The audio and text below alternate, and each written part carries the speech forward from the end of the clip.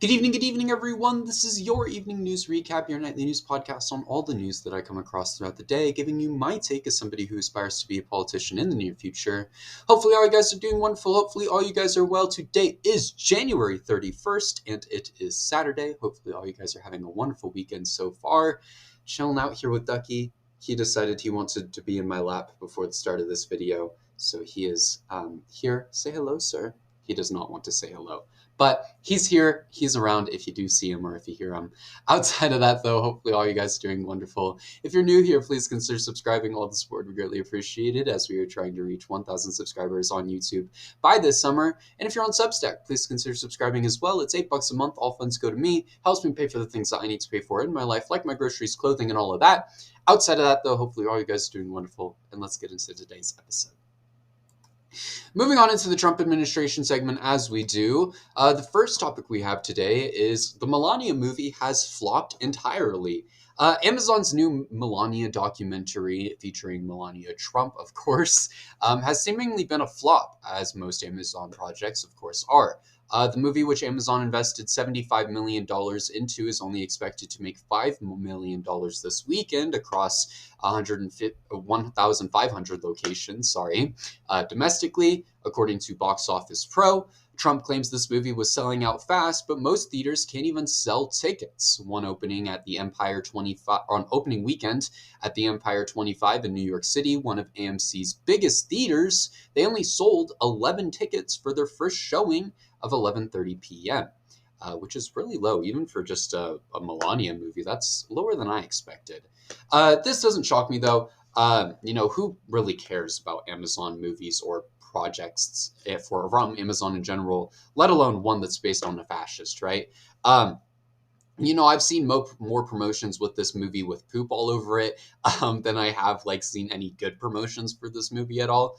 And at the end of the day, I think most of us realize there's a 99.9% chance Melania is only around for the money, which I don't blame her for, but she's not a great person either way. She's really not. And she doesn't really deserve this.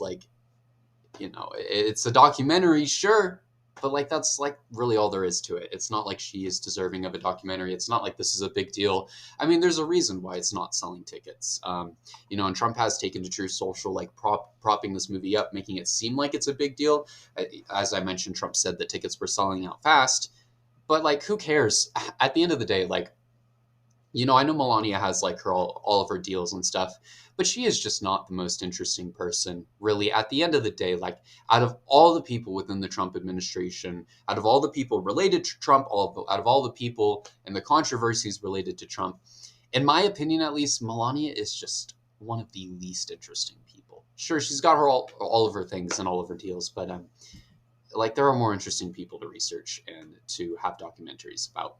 Outside of that, though, let's move on to our segment about ICE. Not a lot of Trump news today, but hey, that's normally how weekends tend to go. The first topic we have today is a judge has ordered the release of Liam Ramos. A federal judge has ordered the release of 5-year-old Liam Ramos, who was detained by ICE and sent to an ICE facility last week. U.S. District Judge Fred Bray ordered the release of him and his father, writing, "Observing human behavior confirms that for some among us, this perfidious lust of unbridled power and imposition of cruelty in its quest to know no bounds and are bereft of human decency." This, of course, comes as reports have come out that Liam has become extremely sick within the ICE facility, and according to the family's legal team, they are working to get him to be released, but they don't know when that will be possible. Of course, they were thinking that it would be possible on Friday, I believe last week, right as soon as he got detained, but it still has unfortunately not happened. This is great news that the judge has ordered the release, but the question is, will the Department of Justice follow the ruling? Because it took them forever to do so with Comar Abrego Garcia, and I'm pretty sure he is still in ICE custody right now. ICE needs to go, and this child needs to be released because no child should be in a facility meant for adults. I keep having to say that, and I really shouldn't. You don't send a child to a jail for adults. You send them to a juvenile center. And that's not me arguing for ICE to have juvenile centers. I shouldn't be detaining children in the first place. But why are we sending them to adult facilities? Like, that's not something that's okay. That's not something that we should be normalizing. That's just like at that point, why aren't we sending normal children to these adult jails, right? Like it really is just on that same level. And again, that's not me arguing for juvenile ICE facilities. No child should be detained by ICE, especially an American citizen for all of that matter, right? But like, it is truly just wild to see that they are willing to do something like that. Anyways, moving on into our next topic, an immigrant arrived at a Minneapolis hospital with a broken skull.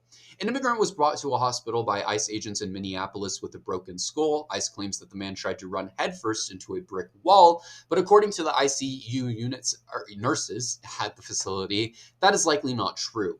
The agents claimed Alberto Casandea Mondragon, which, Mondragon as a last name is fire.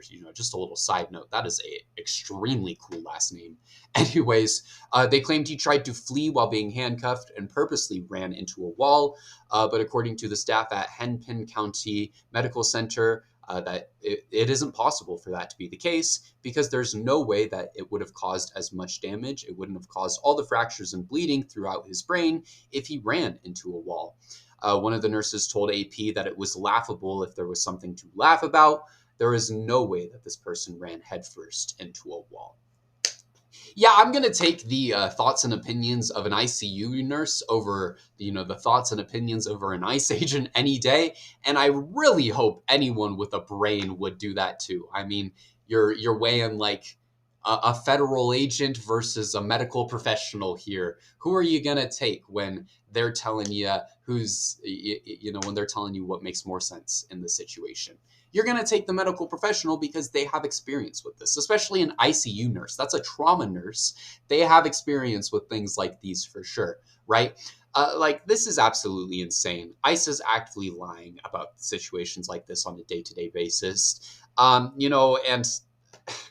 it would be nice if ICE agents had body cams, so we knew what was happening here and we could have known what happened, and I'm sure one of them took a video of it on their phone. But like, in all honesty, it's horrific that things like these are happening, and I don't even want to see a video or know what they did to this man. I guarantee you it's disgusting. I guarantee you it's insane. And I guarantee you that these ICE agents should at the very least go to jail for the rest of their life because of that.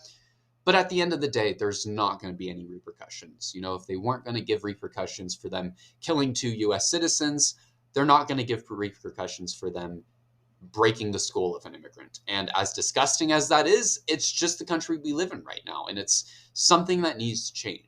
We shouldn't just be standing by and allowing that. And it's not like American citizens are, MAGA is, but people on the left are not standing for that, which is a very important thing. We shouldn't be standing for that. But like, it's truly, this entire thing is just insane. But what do you expect? It's the Trump administration. It's flooding the zone, as they like to call it. And it's doing things like these that, I mean, it doesn't help. It really doesn't help. And at the end of the day, if they wanted to, they could pull all these agents out, but they don't. Anyways, we're going to move on for the sake of time, moving on into the Epstein Files segment where we have 2 topics here today. This is our final segment for tonight, as I didn't have anything to put in the other news. Trump is being compromised or has been compromised by Israel. File number EFTA000900314 of the Epstein Files has released an FBI report claiming Trump has been compromised by Israel. At the end of the 4th paragraph on the 2nd page, it reads, Trump has been compromised by Israel, and Kushner is the real brains behind his organization and his presidency. Of course, Jared Kushner has direct ties to Trump. That's because he's married to his daughter Ivanka.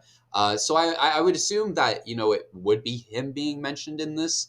But there is, a handful of others. It could be Jared's brother. It could be his father. And this isn't shocking news either. We all know that Trump is compromised by Israel for sure, and very, very clearly by Russia. I mean, it's not just one country. It's very clearly multiple, right?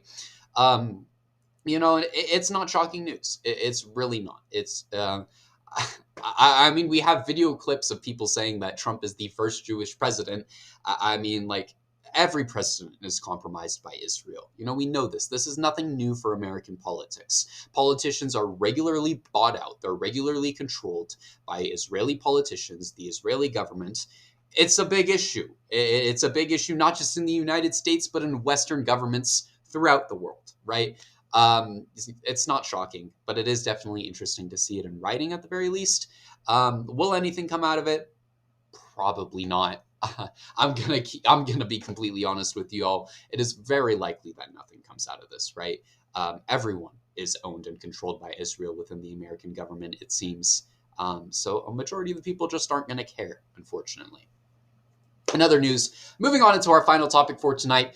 This one was just an interesting one. The GTA creators have appeared in the Epstein files.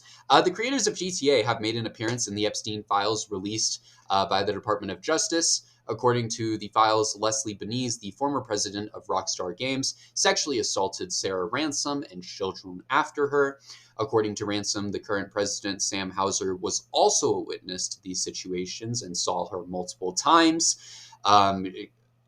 Outside of that, I believe that there was also a thing that said Benitez flew out to see Ransom on multiple occasions.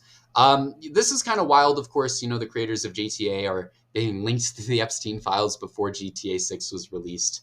But that game's probably never coming out at this point, let's be real. Now, there's a lot of information. There's not a lot of information on this. Sorry, retracting that. There's not a lot of information on this. But there was a handful of Reddit posts made, which is what I looked at for my research on this outside of the Epstein file.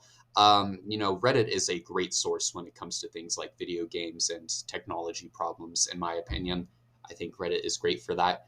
But outside of that, there's not a lot of information. There was a handful of posts made, but nothing shows any relation to him being related to Epstein. Nothing shows him being related or them being related or on the island. But nonetheless, it was released in the files, and that still is definitely something. Outside of that, though, thank you everyone for watching today's episode. I hope you all enjoyed. It's definitely been a very interesting day in the news world, that is for sure. If you're new here, though, please consider subscribing. All the support would be greatly appreciated, as we are trying to reach 1,000 subscribers on YouTube by this summer. And if you're on Substack, please consider subscribing as well. It's $8 a month. All funds go to me. Helps me pay for the things that I need to pay for in my life, like my groceries, clothing, and all of that.